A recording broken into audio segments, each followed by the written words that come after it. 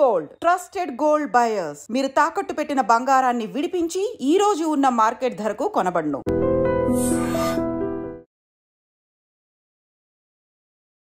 Welcome to iDream. It's me Anusha Komal. ఇవాళ మన guest visa pros MD Shaik Azad garu ఉన్నారు. వారితో మాట్లాడదాం. నమస్తే సార్. నమస్కారం. సో ఇప్పుడు ట్రంప్ నిర్ణయాలు భారత్కి మంచా చెడా ఎలా ఉండబోతోంది అన్నదే ఆసక్తికరంగా మారింది. ఫస్ట్ ఆఫ్ ఆల్ మనం తీసుకుంటే H1B వీసా గురించే. సో అందరిలో ఒక టెన్షన్, దీని మీద ఏమన్నా నిర్ణయం తీసుకునే అవకాశం ఉందా? ఉంటే కనుక మన వాళ్ళు ఎలా ఎఫెక్ట్ అయ్యే ఛాన్స్ ఉంటుంది? ఓకే, నమస్కారం అండి. సో నా పేరు ఆజాద్ అండి, visa pros managing director. So ఇంతకు ముందుతో మనం కంపేర్ చేసుకుంటే H1B వీసా అనేది కొంచెం కష్టతరంగా ఉండబోతుంది. ఎందుకు అంటే ట్రంప్ వచ్చిన తర్వాత పాలసీస్లో చాలా చేంజెస్ చేసే అవకాశాలు చాలా ఉన్నాయి. H1B వీసా వచ్చేసి బేసిక్గా ఇండియాలో ఎవరైతే ఎంప్లాయీస్ ఉన్నారో వాళ్ళని యుఎస్లో కంపెనీస్ హైర్ చేసుకోవడానికి ఒక వెసులుబాటు ఉండే వీసా అండి. సో ఇది ఒక ఇండియా ఒకటే చెల్లించదు. H1B visa is world wide visa. ప్రపంచంలో ఎవరైనా సరే ఈ వీసాకి అప్లై చేసుకోవచ్చు. అమెరికాలో ఉండే కంపెనీస్ ప్రపంచంలో ఎవరైనా సరే వాళ్ళని హైర్ చేసుకోవచ్చు. సో ఆ కేటగిరీ వచ్చేసి H1B. This is a work visa అండి కంప్లీట్గా. సో ఈ వ్యాలిడిటీ ఆఫ్ వీసా వచ్చేసి 6 years ఉంటుంది. ఫస్ట్ 3 years ఇస్తారు, ఆ తర్వాత ఇంకొక 3 years కూడా ఎక్స్టెండ్ చేస్తారండి. సో ఇంత ముందుతో కంపేర్ చేసుకుంటే కొంచెం రూల్స్ కొంచెం కష్టతరంగా ఉండబోవచ్చు. మెయిన్గా మన ఇండియన్స్, ఇందులో దాదాపు మెజారిటీ ఆఫ్ పీపుల్ యుఎస్లో H1B వీసా మీద ఉన్నవాళ్ళు ఎవరు అంటే మేజర్గా ఇండియన్స్. అందులో కూడా టెక్ ఇండస్ట్రీకి సంబంధించిన వాళ్ళు ఎక్కువ మంది H1B వీసాని ఆప్ట్ చేసుకుంటారు. ఓకే.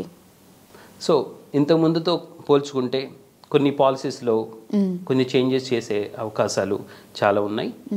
ఇంతకుముందుతో పోల్చుకుంటే అంత వెసులుబాటుగా ఉండకపోవచ్చు ఈ ప్రభుత్వం. కానీ వీటన్నిటికీ కాలమే చెప్తుంది. ముందుకు మనం వెళ్ళిన తర్వాత ఎటువంటి రూల్స్, ఎటువంటి చేంజెస్ చేస్తారనేది కాలం నిర్ణయిస్తుంది. సో ఎటువంటి రూల్ చేంజ్ చేయాలన్నా సరే ఫస్ట్ అప్రూవల్ కూడా ఉండాలి from both the parties. So అలా అప్రూవ్ ఉన్న తర్వాతే వాళ్ళు ఎటువంటి నిర్ణయాలైనా తీసుకోగలుగుతారు. ఓకే. ఈ H1B వీసా వచ్చేసి అమెరికాలో ఉండే కంపెనీస్ ఒక క్యాండిడేట్ని హైర్ చేసుకోవాలి అంటే ఒక వీసా, బేసిక్గా H1B వీసా అనేది వాళ్ళకి వర్తిస్తుందండి. సో ఇది H1B వీసా అనేది ఎవ్రీ ఇయర్, ప్రతి సంవత్సరం కూడా ఓన్లీ లిమిట్ అంటే పరిమిత పరంగా మాత్రమే వీసాలు ఇస్తారు. సో టోటల్గా 65,000 వీసాలు ఉంటాయి. అందులో అమెరికాలో మాస్టర్స్ ఎవరైతే చేస్తారో వాళ్ళకి సపరేట్గా ఇంకొక 20,000 ఉంటాయి. సో మొత్తం కలిపి అరౌండ్ 85,000 వీసాస్ అనేవి ఉంటాయి. సో అదేవిధంగా ఇది ఓన్లీ ఐటీ వరకే పరిమితం కాకుండా ఎవరైతే స్కిల్డ్ వర్కర్స్ ఎవరైతే ఉన్నారో వాళ్ళందరికీ ఈ వీసా అప్లై చేసుకోవడానికి వర్తిస్తుంది. సో అమెరికాలో ఉండే కంపెనీస్ ప్రపంచం మొత్తం మీద ఒక స్కిల్డ్ వర్కర్ని అమెరికా తెప్పించుకొని అమెరికాలో వాళ్ళ కంపెనీకి వర్క్ చేయించుకునే వెసులుబాటు ఈ వీసా కల్పిస్తుంది. సో ముందుగా ఒక 3 సంవత్సరాలు వీసా ఇస్తారండి, తర్వాత ఇంకొక 3 సంవత్సరాలు దాన్ని ఎక్స్టెన్షన్ కూడా చేసుకోవచ్చు. సో ఈ H1B వీసా అనేది చాలామందికి ఒక టర్నింగ్ పాయింట్ లైఫ్లో. ఎందుకంటే H1B వీసా తర్వాత కూడా వాళ్ళు అక్కడ ఉండడానికి దాన్ని గ్రీన్ కార్డ్ కింద కూడా కన్వర్ట్ చేసుకునే వెసులుబాటు కూడా ఉంది. సో ఇంతకుముందు ప్రభుత్వంతో కంపేర్ చేసుకుంటే ఇప్పుడు వచ్చిన ట్రంప్ ప్రభుత్వం కొన్ని పాలసీస్లో చేంజెస్ చేసి ఈ H1B పాలసీస్ని కొంచెం కష్టతరం చేసే అవకాశం మనం చూడొచ్చు. సో ఇంతకుముందు ప్రభుత్వంతో పోల్చుకుంటే ఈ ప్రభుత్వం రూల్స్ అండ్ రెగ్యులేషన్స్, వీసా ఇచ్చేటప్పుడు కానీ యుఎస్లో వీసా అప్రూవ్ చేసే విధానంలో కానీ డాక్యుమెంటేషన్ పరంగా కానీ కొంత కష్టంగా చేసే అవకాశాలు మనకి ఉన్నాయి. సో ఎవరైతే స్టూడెంట్ వీసాస్ హోల్డర్స్ ఎవరైతే ఉంటారో ప్రపంచం మొత్తం మీద చాలామంది, కొన్ని కోట్ల మంది యుఎస్ వెళ్తారు. ఆ స్టూడెంట్ వీసాస్ నుంచి చాలామంది వర్క్ పర్మిట్గా కూడా కన్వర్ట్ చేసుకుంటారు. సో ఈ H1B వీసా అనేది ఎవరైతే స్టూడెంట్ వీసాస్ హోల్డర్స్ ఎవరైతే ఉంటారో వాళ్ళు ఈజీగా H1B కింద కన్వర్ట్ అయ్యే అవకాశం కూడా ఉంది. సో అదేవిధంగా H1B నుంచి మళ్ళీ గ్రీన్ కార్డ్ కూడా వాళ్ళు కన్వర్ట్ ఈజీగా చేసుకోవచ్చు. సో ఈ H1B వీసా అనేది ఒక స్టూడెంట్ వీసా అండ్ ఒక గ్రీన్ కార్డ్కి మధ్యలో ఉంటుంది కాబట్టి సో దీన్ని చాలామంది యూటిలైజ్ చేసుకుంటారు. సో ఈ వీసా వచ్చిన తర్వాత అక్కడ లీగల్గా వర్క్ చేసుకోవచ్చు, 6 సంవత్సరాలు ఉండొచ్చు, అదేవిధంగా ఫ్యామిలీని కూడా తీసుకువెళ్ళొచ్చు. లీగల్గా పని చేసుకుంటూ 6 years అక్కడ ఉండొచ్చు. So this is a conversion between student visa and green card visa అండి. సో గ్రీన్ కార్డ్ అంటే అది పర్మనెంట్ రెసిడెన్సీ అంటారు, పిఆర్ అని కొన్ని దేశాల్లో అంటారు, స్పెసిఫిక్గా అమెరికాలో గ్రీన్ కార్డ్ అంటారండి. ఇట్స్ నథింగ్ బట్ ఇప్పుడు మెయిన్గా ఇప్పుడు ట్రంప్ నిర్ణయాలు అనగానే ఫస్ట్ ఇమిగ్రెంట్స్కి ఫస్ట్ థాట్ వస్తుంది.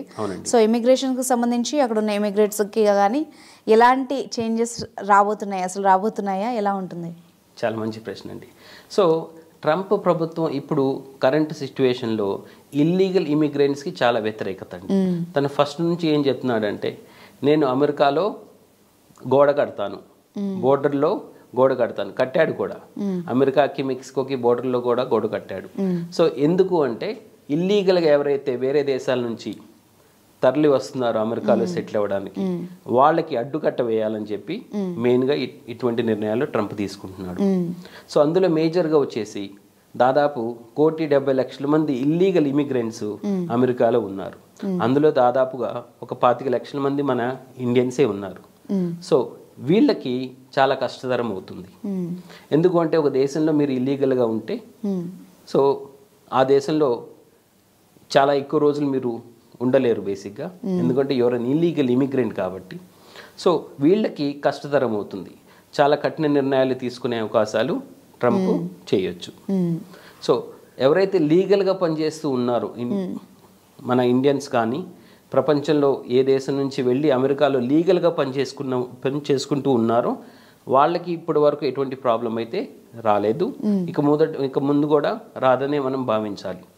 సో ట్రంప్ వ్యతిరేకత చేస్తుంది మేజర్గా ఇల్లీగల్గా ఎవరైతే ఉంటున్నారో వాళ్ళకి వ్యతిరేకంగా అతను నిర్ణయాలు తీసుకుంటున్నాడు.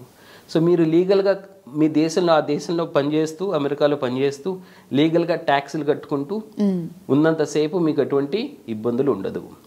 మీకున్న వీసా క్యాన్సిల్ చేయడం అనేది ఉండదు. అంటే మీరు లీగల్గా మీకు ఒక H1B వీసా ఉంది లేదా మీకు స్టూడెంట్ వీసా ఉంది, లీగల్గా ఒక వీసా ఉన్నప్పుడు 100% మీరు వర్క్ చేసుకోవచ్చు, ఎటువంటి ఇబ్బంది ఉండదు. Right, thank you very much అండి.